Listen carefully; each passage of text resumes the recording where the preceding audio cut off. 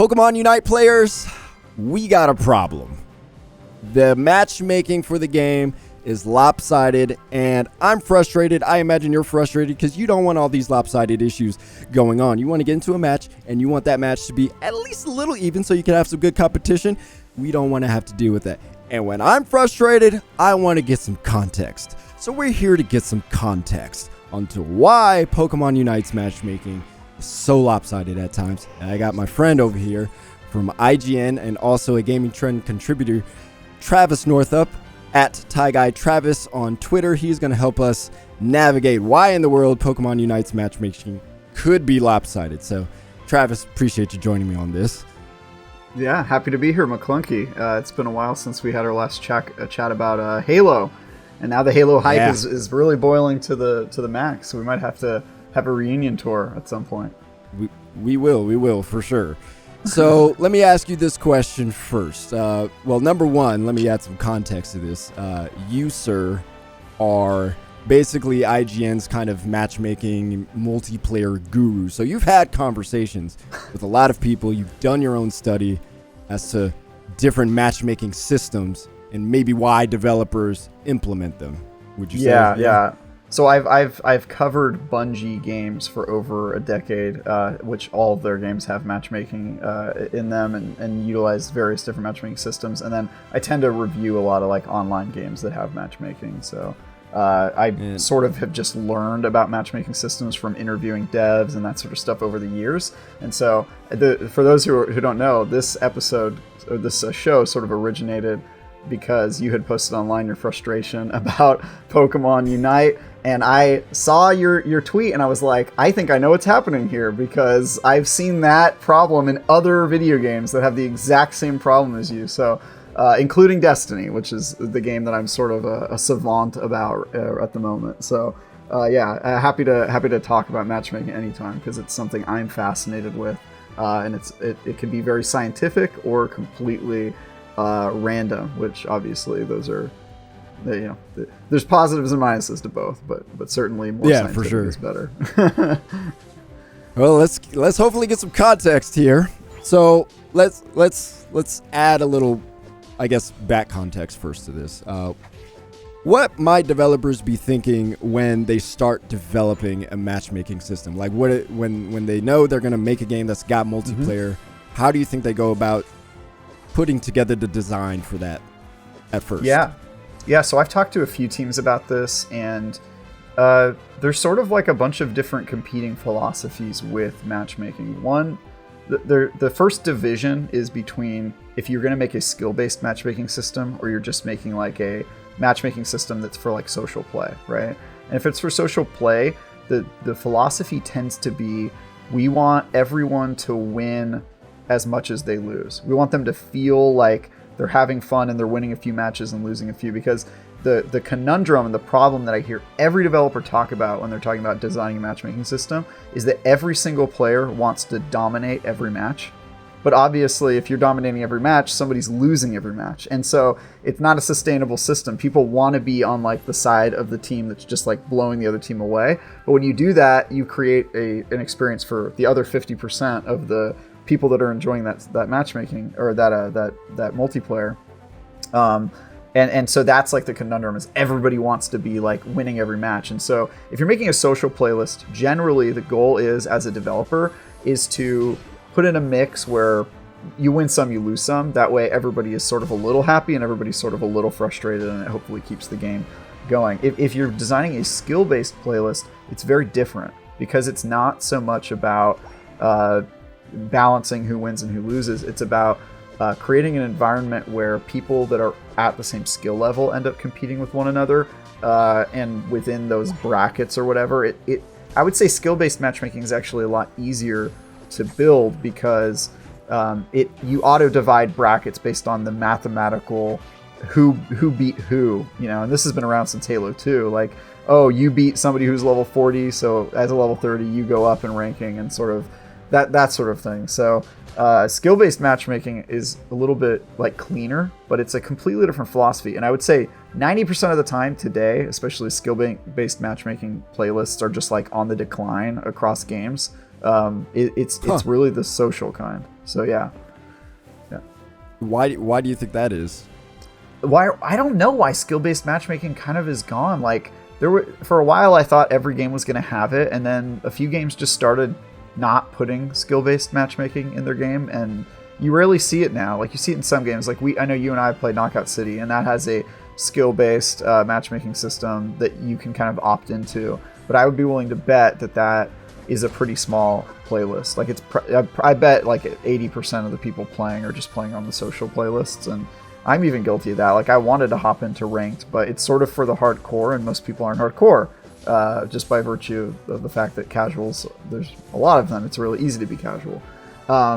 So yeah, and then a lot of games just don't have them anymore. Like, ones where it's still really common is like Rocket League. I know Rocket League has a really good like skill-based system. That Witcher card game, for whatever reason, I'm always reading about Gwent? people that really Gwent. Yeah, people really like the skill-based matchmaking and model in that. I think all of the competitive card games have one like that, like Hearthstone and stuff.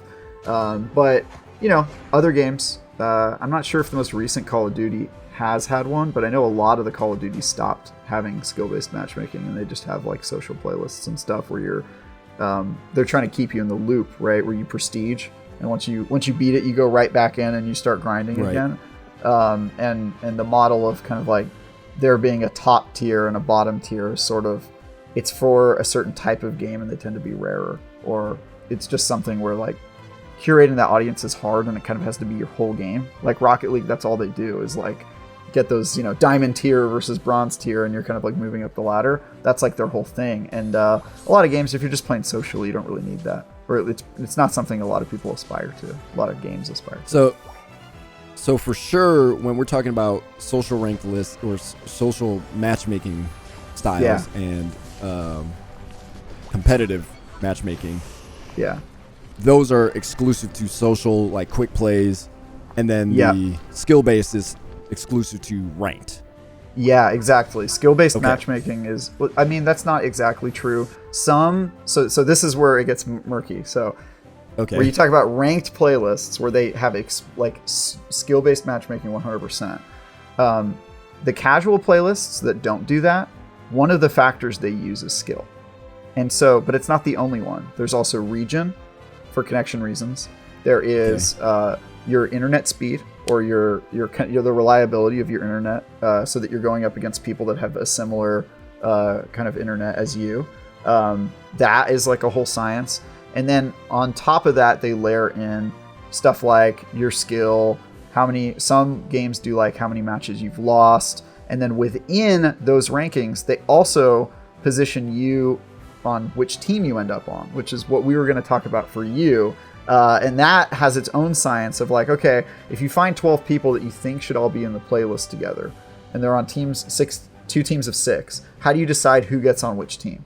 And that, there's a few different philosophies, and none of them are really a perfect solution, because it's hard for a computer to tell, if you're on a hot streak with you're playing, or maybe one of you is playing on a mobile phone, and like through xCloud or something. There's like a lot of different factors that can kind of affect it, and I don't think, I know for sure no one has really like perfected it. Like even games that like spend a ton of time doing this, they have matches where one side just gets destroyed, or you end up with somebody who's lagging, and you can name a million different things. But I guess the point is that ranked playlists are kind of easy because their requirements are very like black and white.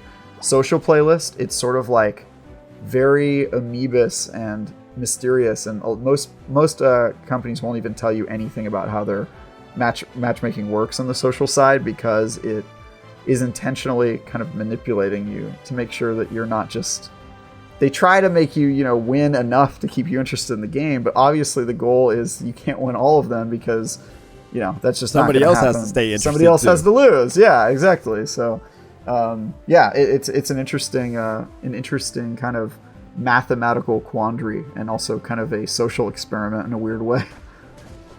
That is fascinating. So would you say, actually, I'm going to phrase the question this way. In Pokemon Unite, it's 5v5, right? Yeah. You have your social playlists, you have your ranked playlist. The problem I'm having is that it still happens in ranked playlists. What might be the science behind that?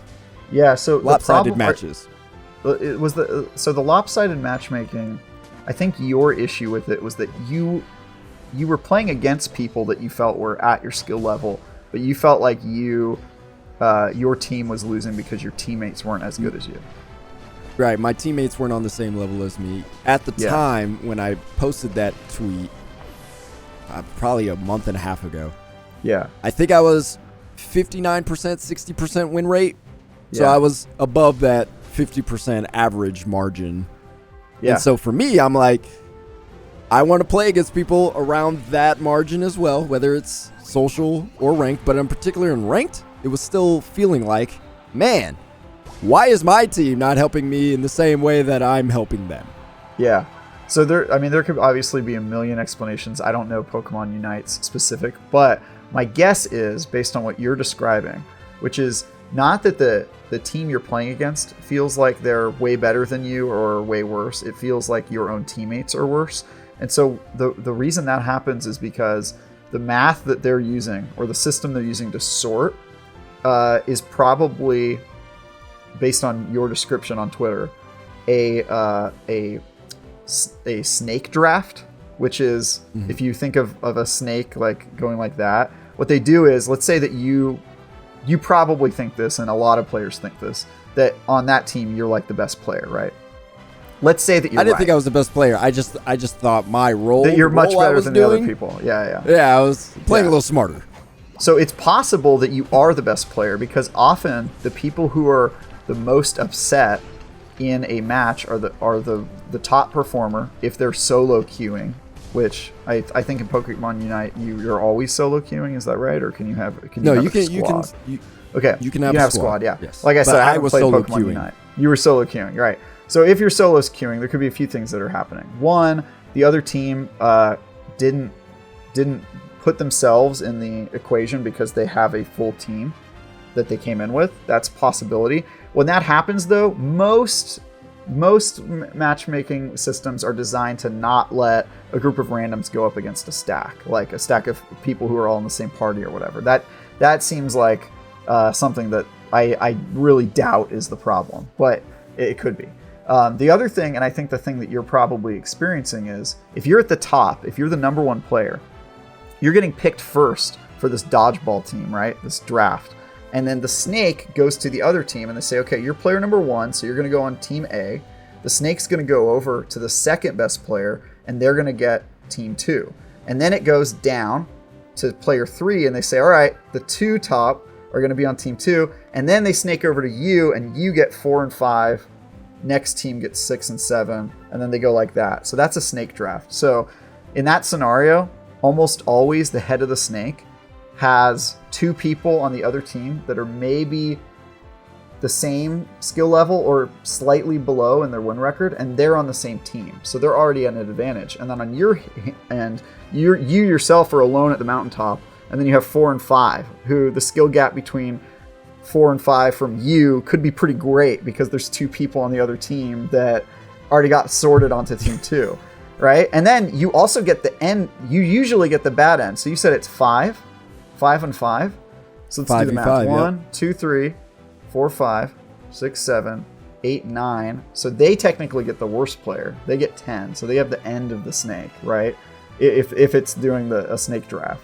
But what you're experiencing is that most of the people in the middle and at the end, they're not the people that are going to make or break the game. Maybe the people at the end, but the people in the middle, usually they're okay.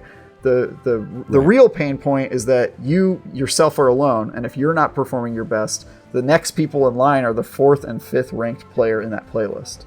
And so your frustration, and so this is something you see all the time with like streamers. Like I know a lot of streamers because I'm in the world of Destiny, and streamers talk about this all the time in Destiny. They go, I'm the best player. Yes. They've got player 2 or 3 on their team, and then I get 4 and 5 who don't know how to hold a gun, and they're just like fuming because they lose matches when they solo queue. And so they have to play with their friends like exclusively because solo queuing is just completely unbearable for them. And I've been a victim to this, not to brag, but I'm pretty good at Destiny comp. I play a lot, and so sometimes I solo queue a ton. And whenever I solo queue, I do feel the snake draft effect sometimes. So I guess to make a long story long, because this wasn't short-winded at all. To make a long story long, there's a lot of pressure on you if you're the head of the snake to do well, because if you don't, or if you're just having an off game, like you're gonna get steamrolled. And there's not really a good fix to that, because I think the snake draft makes a lot of sense, right? You shouldn't get 1 and 3. It shouldn't just be like this, right? Diagonal. Yeah, no. Some systems do that. It makes sense, but if you're not doing as well as you'd like, or if I think the main problem is that if it's a game that requires teamwork, giving you the number one spot, the head of the snake, makes no sense. Right. You know what I mean? Because you alone, it's not like your skill is going to account for the rest of the team not being good if it's a team-based game that like really requires cooperation. I don't know anything about Pokemon. And you're going Unite. in solo queue. Yeah, exactly. You're going in solo queue, and so the system kind of doesn't make sense if that's how it's happening. But just based on your description on Twitter, I was like, I bet you I know what type of matchmaking system that is. It's a snake draft. He's the head of the snake, and he's just getting decapitated every time. You're speaking to me right now. That feels exactly like what the problem is, and I feel like a lot of people who are going to be listening to this are going to be like, yes, that's it. But I actually feel like I'm probably the second person. So okay, I might be the second best person. So number 1 goes to the other team. Yeah, and then I'm stuck with the worst person. So you get the worst person. But you also get player 3. You get 3 if it's a snake draft. I do get player 3. Yeah. But we also have to talk about, at the time I was playing, Pokemon Unite's still an early game, right? Yeah. So we're talking about lots of people playing, lots of people trying the game out, lots of people who are not skilled at MOBAs at all because they haven't played them enough. I'm familiar with MOBAs. So I could have a higher win percentage than the average Pokemon Unite player because they don't play MOBAs that much. It's an exciting new Pokemon game. I want to try this out. I finally get to slap Pokemon against another Pokemon. This is great. So they might have a decent win percentage against another average person who hasn't really played a lot of MOBAs too. They come into my match, maybe ranked 3rd. They're still not that great because they haven't played that many MOBAs. So me being the second person and solo queue, I feel like that's still a problem for me, even though I might get the 3rd person. Yeah, there's also the possibility that their matchmaking system is super new and it's not very good. Lots of these companies don't do matchmaking a lot, so it could just be that I'm assuming they have best practices that they're not doing. It could also be, it's usually based on internet speed, but if you're playing on your phone and you're not connected to Wi-Fi, maybe they have Wi-Fi versus people who are playing on cellular in separate queues. There could be a large skill gap, as you said, if it's a new game where everyone is bad, or if everyone's new, then matchmaking basically doesn't exist. And some companies kind of wait for the game to be out for a while and there to be data before they throw people into matchmaking, like something that takes skill into account. It's also possible that they're not taking skill into account at all and that it's completely random. I think the worst matchmaking systems out there are ones that don't have enough rules and just kind of like randomly throw, okay, there's 24 people looking for a match, we'll throw 2 of them and some matches together and we'll create 10 people groups and just throw them into a match. That can also feel really bad because that's like Wild West, and sometimes you'll get ones where you just like stomp on the other team, and then other times you'll get in there and you'll just get steamrolled and you're just like, wow, it doesn't feel like there's a system, and there might not be. Yeah, Overwatch does that with the 6v6 groups, and it's like, oh my god, like I'm just going up against the best of the best. It's just complete That's what it feels like. On quick play, it absolutely is on social. Wow. Yeah, wow. it is. That would surprise rough. me because they're usually that company in general, like Activision, is pretty good about their playlists and the way they balance skill-based matchmaking. But it's a topic that's always fascinated me. Like Destiny, in the time I've been covering it, they've changed their matchmaking system like 50 times. And like sometimes no less. A lot, dude. Yeah, like dude, a lot. Definitely not less than 50. Like it is for sure. It changes all the time, and like it's something that the community is constantly like miffed about or has opinions on or whatever, like, oh, what the heck is happening in the system. And you have to make somebody unhappy to make somebody happy in like a matchmaking system. Yeah. So one time they adjusted the system so that, I think they had a snake draft in place at one point, and then all of the streamers were complaining, and they complained so loudly and they have so much influence in the community that they changed it. And now the average player is more upset because in solo queue, so it's like somebody's always going to be upset. And so I always say, like, it's a balancing act, and you have to make it for like, who's the game for, all right? Like, is it for streamers? Mm-hmm. Is your game for streamers? Because if it is, then it's pretty, just make all the streamers, all the top people get matched against people that stand no chance against them, and then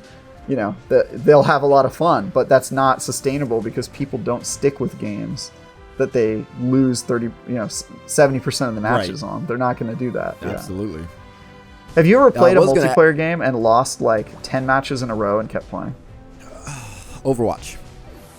Oh, really? Yes, Overwatch. Wow. Yes. When in its first, say, 5 seasons, I could never really get past gold.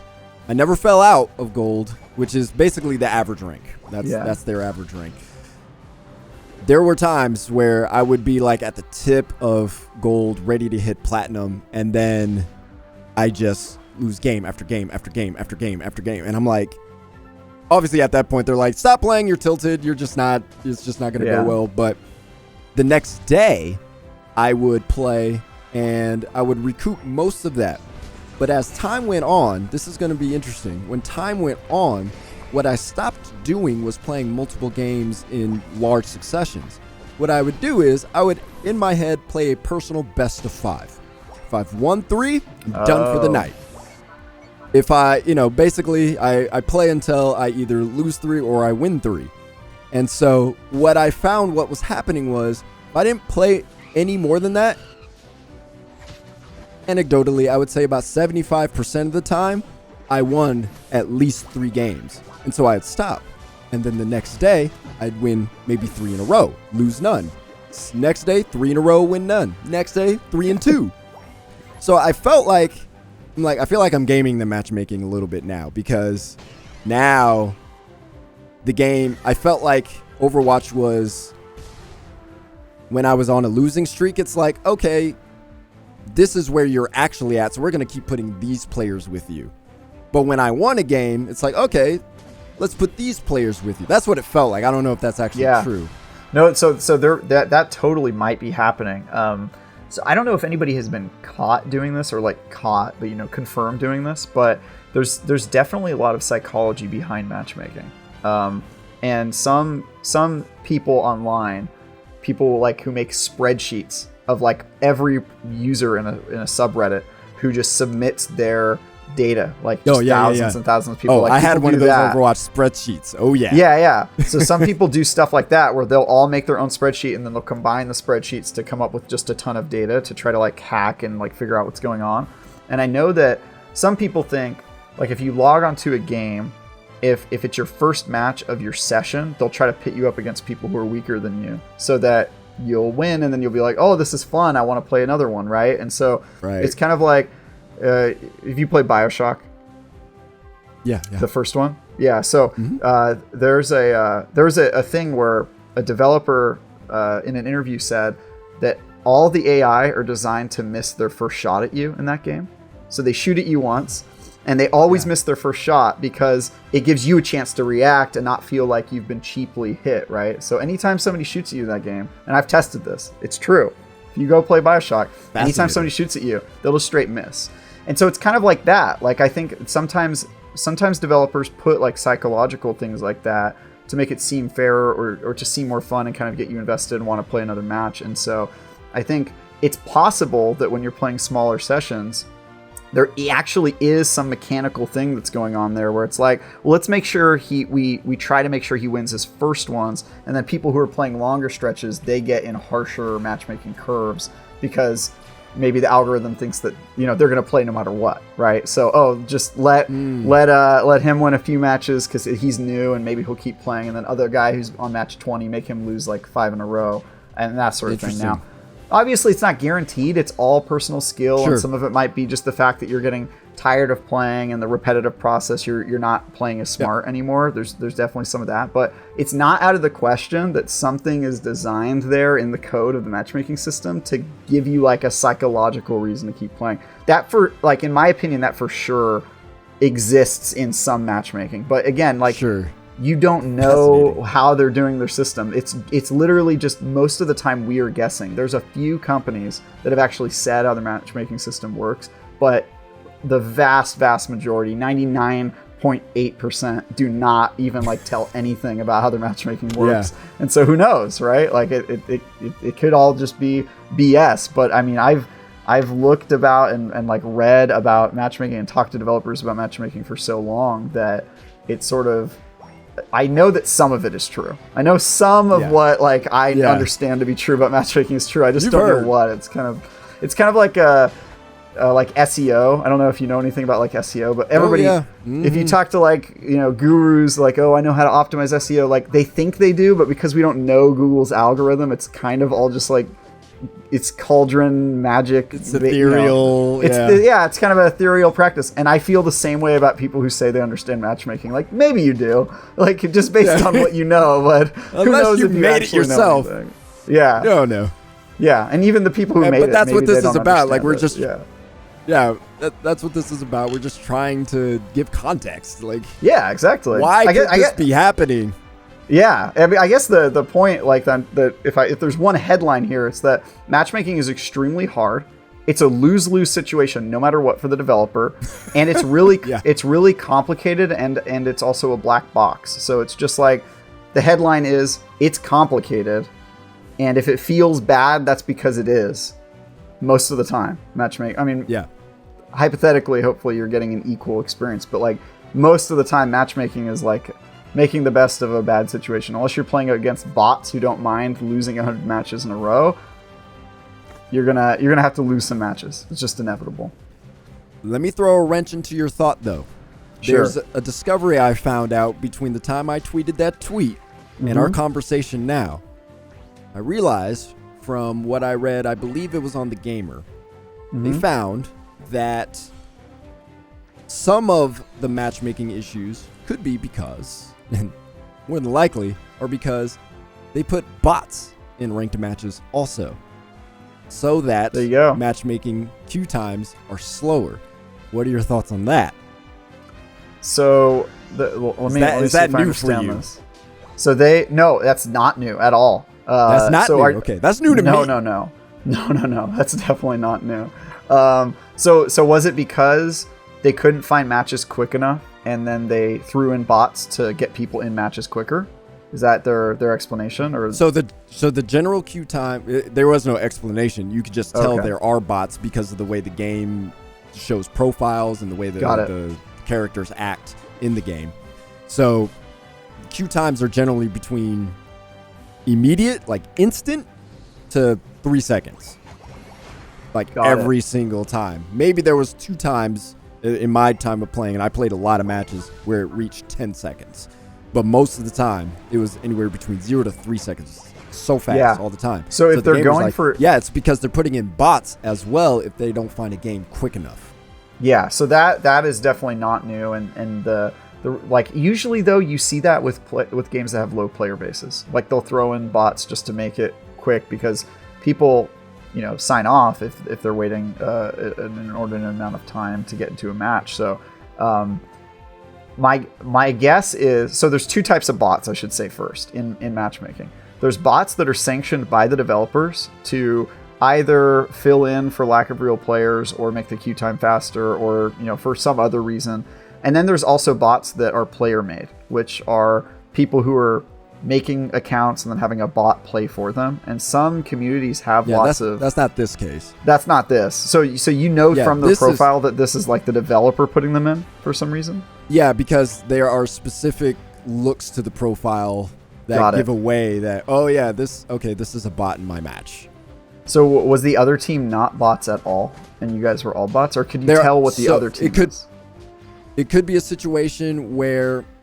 Well, I don't know if you've seen MOBAs, but usually you can see all of I know the MOBAs. character profiles. Yeah. So you can see all the character profiles, and in Pokemon Unite, you can click on their profile and like see what their trainer looks like and all that. Got it. Bots have a very specific like profile picture where it's always like up close and all that. And then when you get into the game, they act in a very specific way.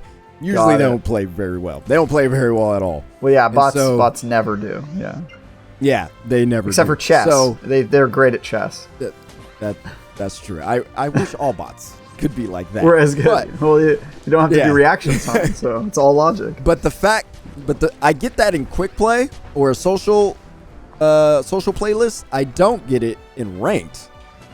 Is that a thing that's common in other games? It's not common. I'll say that. Okay. It's definitely not common to put bots in, but I think some games just put bots in as a replacement for humans to solve some problem. Usually it's low player count or like a high time, but a game like Pokemon Unite, that is really perplexing because that game's hot right now, and I doubt that they're having problems with like player count or times. So it might just be that their matchmaking system is really wonky, like it's not well designed, and it runs into situations where maybe it has really specific parameters for how it's matching people, or it has a rule built in where if it gets past a certain amount of seconds, just throw bots in there. I would hope that if they're serious about like ranked, that they would take those rules out if it's something that they're doing on purpose, and just make those games have like a longer wait time of like 30 seconds. But I also don't really know a lot about how mobile games work, to be honest. I pretty much know about matchmaking systems on like PC and console exclusively. So I'd be interesting to know if they have additional like barriers, like does your platform matter? Does your like the model of your phone matter, since there's like 50 different types of like Google phones and stuff like that? Like how many ways are they dividing their player base up when they matchmake? Because that would be really interesting to understand as well. Is there geographical? Is there Wi-Fi versus cellular data? Is there, I just have a lot of questions like right off the bat of like how they're doing matchmaking. But my guess would be that if they're just throwing bots in there and it seems like the match times are really quick, the reason they're throwing bots in there is just because their matchmaking system is in its infancy and they haven't really figured it out yet. That'd be my guess. Just as a guy who hasn't played the game, just based on diagnosing what you're seeing, like those I would just guess that that's what's happening, is that they just haven't figured out their matchmaking system yet, and it has like a panic button that's like, just get them in a match as quick as possible because we don't want there to be any problems or people logging off because they're sick of waiting or something. So that'd be my guess. Yeah, this is definitely one of those pay-to-win type of games. I mean, it is Tencent and developed by Yeah. There's that gotcha in there. Game. I did have the thought that they maybe want to do it that way because it's not on mobile yet, but it is coming in mobile. But they probably want, because it'll be on mobile, they probably want to get people in matches as quickly as possible, because probably most mobile players, they play for a short time. Oh, I'm sorry. I thought it was on cell phone. You're saying it's on Switch right now? Nope. It is on the Switch, yeah. It started on the Switch, and it's coming to mobile. They just announced it. I think it's September 22nd or something like, or maybe September 14th. So it is coming to mobile later. I had believed it was already like on mobile for some reason. So yeah, I guess that's a totally different thing. Yeah, but I imagine at least one of their thoughts, to be fair to them, is we're going to have mobile players. Yeah. So we want to get them in a match as quickly as possible, because if somebody's playing on the subway or whatever from one stop to the other, we don't want them to wait too long. You think that could be a thing? My guess would be that mobile's probably going to be playing on a different playlist, unless they have some sort of plan. But I would just, because crossplay is usually something you hear about as like being advertised, and obviously it's not something now, but my guess would be that the user experience probably wouldn't be great on mobile versus Switch. So but maybe I'm wrong about that. I don't know, because like Rocket League you can play on anything, right? Like that's got crossplay between Switch and console. So I know it works on other games, but that if it's just on Switch, that actually confuses me even more. I wonder if it's a network thing. It's just on Switch right now. Yeah. Well, no, I mean, yeah, I get that, but it's just like it seems like it would be. Maybe it's not as. I I don't know. I want to read about this now. I want to read about like how Pokemon Unite is working right now, because I bet you I could find out more about from like, you know, circumstantial evidence or reading on about stuff like that. But that's interesting. The bot thing that just seems like a really terrible idea. But I guess the caveat would be if both sides have the same amount of bots, maybe it doesn't matter, right? Yeah. I don't know if that's always true. Yeah. Probably not. I would be a lot of what you're telling me is already raising like some red flags in my brain about like the matchmaking system that makes me think it's just one of those early stage things where they haven't really developed matchmaking yet and they're kind of still figuring it out, which that's fine. Like games go through if that's the that case, weird I'm period. good with that. Yeah. That'd be my guess. Okay. Well, there you go. Travis, I appreciate you joining me, having this conversation. Hopefully that gave you all some more context into what could be happening with Pokemon Unite. You can follow TieGuyTravis on Twitter at TieGuyTravis. Travis Northup. Again, appreciate it. Thank you so much. My name is Anthony Shelton, and I will talk to you later.